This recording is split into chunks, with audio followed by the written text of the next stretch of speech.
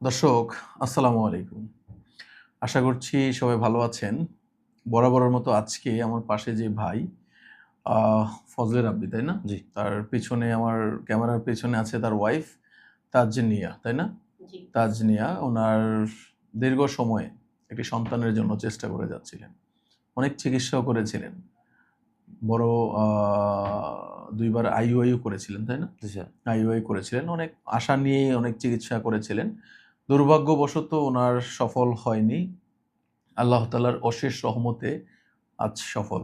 প্রেগন্যান্সির ২ টি লাল দাগ। যখন আমার এখানে আসেন তখন ওনাদের বেশ কিছু কমপ্লিকেশন ছিল। হাসব্যান্ড অ্যান্ড ওয়াইফ দুজনের প্রবলেম ছিল। ওয়াইফের যেটা সবচেয়ে বড় যে সমস্যাটা ছিল সেটা AMH, লো AMH 0.73। ওনার বয়স ছিল 33 বছর বয়স। এই বয়সে এবং ওনার ওজনটা একটু বেশি ছিল, তাই না? ওজনটা জি। কত ছিল যে আপনার? ওজন ছিল 85 যখন 85 ছিল যখন আসছে। এখন হয়তোবা একটু কমছে, তাই না? 82 হয়েছে। 82 হয়েছে। তো ৪ মাস আগে যখন ওনারা আসেন, এই AMS ওনাদের জন্য জীবনের সবচাইতে বড় একটা ডিপ্রেশনের নাম ছিল। এবং যখন বলা হয়েছিল যে আপনার AMS আর বাড়বে না এবং আপনার এই AMS নিয়ে কনসিভ করা পসিবল না। তখন ওনারা হতাশার সর্বশেষ পর্যায়ে আমার এখানে আসেন। আমার AMS এর রিভিউগুলা দেখে আসেন। আসার পরে ওনাদেরকে প্রথমত আমি একটা কথাই বলি যে আপনারা যদি এই বয়সে ৩৩ বছর বয়সে AMS কমে যাবে এটা হয় না। আপনি যদি চেষ্টা করেন, আপনি যদি নিজের থেকে চেষ্টা করেন এবং আপনি যদি হতাশা থেকে দূরে থাকতে পারেন তাহলে আপনার AMS বাড়বে যদি সঠিক চিকিৎসা করেন। এবং ওনারা রাজি হলো, আমার সাথে অ্যালাইন করলো এবং ওনারা একেবারেই টেনশন থেকে দূরে থাকলেন। দূরে থেকে চিকিৎসা করলেন। যা, যা রুটিন বলেছিলাম সবকিছু মেনে আলহামদুলিল্লাহ আজকে এই অগাস্ট মাসের ২০ তারিখ, গতকাল ওনারা আমার চেম্বারে আসেন। ১৯ তারিখে আসেন। আমার এখানে নরমালি ওষুধ চেঞ্জ করার জন্য আসেন। বললেন যে, "স্যার পিরিয়ড তো হয়নি। হয়তোবা সবসময় তো এরকমই হয়।" ইরেগুলার পিরিয়ডও ছিল, তাই না? জি। ইরেগুলার পিরিয়ড ছিল। শুধু AMS না, উনার অ্যাডেনোমায়োসিস ছিল। তারপরে হচ্ছে উনার অ্যাডেনোমায়োটিক চেঞ্জ সাথে পলিসিস্টিক ওভারি সিনড্রোম এই প্রবলেমগুলো উনার ছিল, হ্যাঁ? তো এই প্রবলেমগুলো নিয়ে যখন উনি চিকিৎসা করেন তখন পিরিয়ডটা ইরেগুলার ছিল। এই সবকিছু মিলে উনাকে যখন আমরা একটা সাজেশনের আওতায় রাখি, আল্লাহ তাআলার অশেষ রহমতে উনার রিপোর্টটা ভালো হয় এবং কনসিভ করে। হাসব্যান্ডের যে প্রবলেমটা ছিল সেটা ছিল শুক্রাণুর গতিবিধির সমস্যা। অ্যাসথেনোজোস্পার্মে ছিল। টোটাল মর্টালিটি ছিল 20% এবং উনার ভেরিকোসেল ছিল বাইলেটারাল, ২ পাশেই ভেরিকোসেল ছিল। গ্রেড 1 ভেরিকোসেল ছিল। বাইলেটারাল ভেরিকোসেল গ্রেড 1 এই লেভেলে ছিল। তখন ওনাকেও কিছু রুটিন দেই। সকল রুটিন ওনারা মেনে চলেন এবং ২ জনেরই ওভারওয়েট ছিল। অনেক বেশি ওজন ছিল। আল্লাহ তাআলা ওনাদেরকে মাফ করেন। আমি অনেক কিছু বলব না। আমি আজকে ফজলুল ভাইয়ের কাছে বলব। কেমন লাগতেছে আপনার? জি স্যার, শুকরিয়া আলহামদুলিল্লাহ। আল্লাহর অশেষ রহমতে আপনার তত্ত্বাবধানে আমরা খুশি এখন। তো এখানে যখন আসি তখন ওই যে আ আমার ওয়াইফের পরিচিত ভাবি আছে। সে তার ভাই আপনার এখান থেকে সফল হইছে। সে সাজেস্ট করছে। তখন আপনার এখানে আসাতে উনার নামটা যে কি ছিল? সরোয়ার। সরোয়ার। কোথায় বাড়ি ছিল? তার বাসা বরিশাল। বরিশাল ছিল। বরিশাল হ্যাঁ। ইউনিভার্সিটির ওইদিকে। আচ্ছা, আচ্ছা। বরিশাল 0 পয়েন্ট বলতে হ্যাঁ। দূরে। এই আরকি তখন ওই ভাবি সাজেস্ট করছিল। দেন আপনার ভিডিও দেখলাম। ভিডিও দেখার পরে আপনার কাছে আসছি। দেন এই যে ৪ মাস ওই আপনি ভাবিকে জানাইছেন? হ্যাঁ, জি তাকে জানাইছি। সে জি। না, এটা তো একটা দোয়া। তার জন্য হ্যাঁ, দোয়া। সারোয়ার ভাই যদি শুনে থাকেন আপনার পরিবারের জন্য দোয়া হ্যাঁ, যে উনারা জি, সফল হয়েছেন। হ্যাঁ। জি, সরোয়ার ভাইয়ের বোন। তো হ্যাঁ। ভাবি অনেক রিকোয়েস্ট করছে যে আমার বউকে যে আপনি একবার হইলেও ম্যাডাম যান, দেখেন স্যারের সাথে কথা বলেন। দেন আসলাম দীর্ঘ ৪ মাস স্যার যেরকম গাইডলাইন দিছে ওরকম গাইডলাইন ফলো করছি। আচ্ছা, আপনার তো ভেরিকোসেল ছিল। আমি আপনার ওয়াইফেরটা পরে শুনতেছি। আপনি কি, আচ্ছা। কি নিয়ম মেনেছিলেন? তো স্যার আপনি আমাকে যেরকম বলছিলেন প্রতিদিন হাঁটাহাঁটি করতে এটলিস্ট ২ ঘন্টা। আমি ২ ঘন্টা না হাঁটলেও ১.৫ ঘন্টা হাঁটার চেষ্টা করছি। প্লাস আমি টক জাতীয় খাবার খাইছি। আমি বাসায় গেছিলাম, আমার আব্বু তেঁতুলের পানি খায়। ওখান থেকে ১ কেজির মতো তেঁতুল নিয়ে আসছি। প্রতিদিন মানে দুপুরে টক জাতীয় খাবারটা হ্যাঁ, প্রতিদিন হ্যাঁ। রেগুলার নিয়মে খেয়েছেন। তেঁতুল খাইছি প্লাস এই যে ছোট, ছোট টক দই পাওয়া যায় ওগুলো প্রতিদিন একটা করে খাইছি। এগুলো প্লাস ডায়েট করছি। আ হাঁটাহাঁটি কতক্ষণ করতেন? হাঁটাহাঁটি ১.৫ ঘন্টা করছি এটলিস্ট। ১.৫ ঘন্টা হাঁটাহাঁটি করতে জি। পারছে। কোক, আরসি, পেপসি ড্রিংকস আ এগুলা একদম এভয়েড করতে পারছিলেন? স্যার এভয়েড করছি বলতে পুরোপুরি এভয়েড করছি। মাঝে, মাঝে যখন একটু বিরিয়ানি রান্না করা হয় তখন মানে একটু খাওয়াই আরকি, এই আরকি। এই বিরিয়ানি মাঝে, মাঝে কিন্তু খাইছে। হ্যাঁ, যাই হোক, দুধ চা একবার সব একদম কফি একবার অ্যাভয়েড ছাড়া করেছেন। দিয়েছি।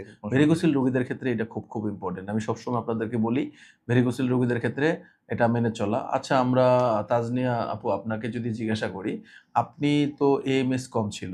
আপনার এই জায়গা থেকে আপনি কি, কি রুটিন মেনেছিলেন এবং আপনার অ্যাডেনোমায়োসিস, পিসিওএস সব ছিল। কি, কি রুটিন আপনাকে মানতে বলেছিলাম? কারণ আমাদের পেশেন্টদের ভিতরে অনেক মানুষ আছে, তাদের ভিতরে একটা ধারণা এএমএস বাড়ে না। আপনার এই বয়সে যখন আপনি আসছিলেন, আমি যখন আপনাকে বলেছিলাম যে এএমএস বাড়বে, এই সাহসটুকু দিয়েছিলাম, তারপর থেকে কি রুটিন মেনেছিলেন এবং কি, কি পরামর্শ আপনাকে দিয়েছিলাম?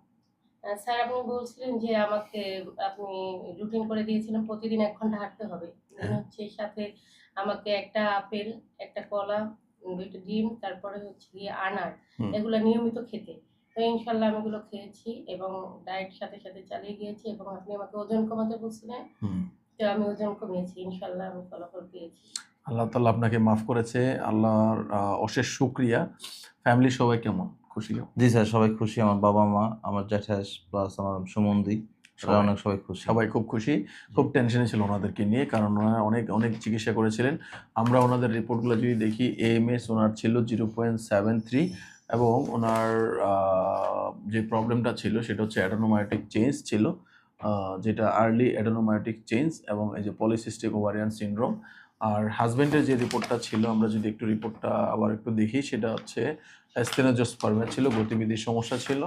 এই সমস্যা নিয়ে ওনারা আমার এখানে দীর্ঘ ৪ মাস চিকিৎসা করার পরে এই সকল রুটিনগুলো মেনে আল্লাহ তাআলা ওনাদেরকে আজকের এই দিনটা ওনাদেরকে উপহার দিয়েছেন এবং একটা কাপলের জন্য সবচাইতে ভালো লাগার বিষয় সেটা হচ্ছে আজকের এই ২টা লাল দাগ এবং বিটা ইসিজি পজিটিভ।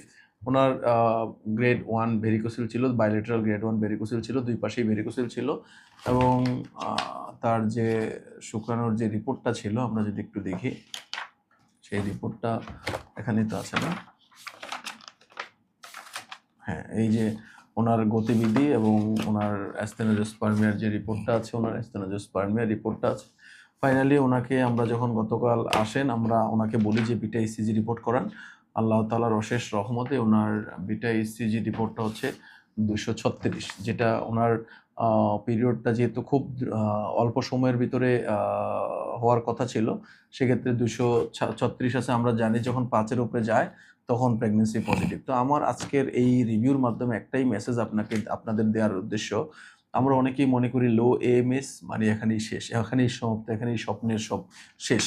আসলে তা নয়। ওনাদেরকেও যদি আমি বলি যে ওনারাও কি এরকম আশা করেছিলেন যখন আমি বুঝিয়েছিলাম যে এএমএস বাড়ে, এএমএস নিয়ে চিকিৎসা করলে, সঠিক চিকিৎসা করলে নরমালি বেবি কনসিভ হওয়া পসিবল।